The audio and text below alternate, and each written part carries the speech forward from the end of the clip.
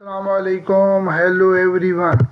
आप देख रहे हैं new Mac tech Facebook and YouTube channel. इस वीडियो में हम आपके साथ सऊदी अरब के मुख्तलिफ बैंक के डेली रेट शेयर करवाते हैं। डॉलर के रियाल पे उतार चढ़ाव के असरात आपके सामने पेश करते हैं।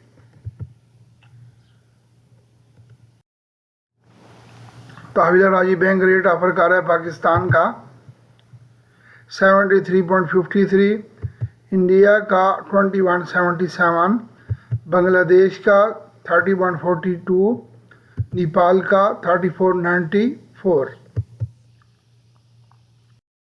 इंजाज bank Pakistan 73.43, India 21.70, Bangladesh 30.15, Nepal 34.84। Fawri bank Pakistan 73.51, India 21.69, Bangladesh 30.14, Nepal 34.90। Quick pay Pakistan 73.11, India 21.25, Bangladesh 29.40, Nepal 34.60।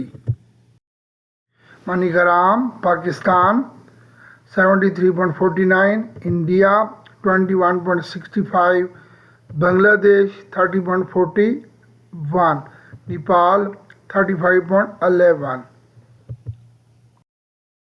STC pay Pakistan 73.69, India 21.63, Bangladesh 30.21, Nepal 34.84।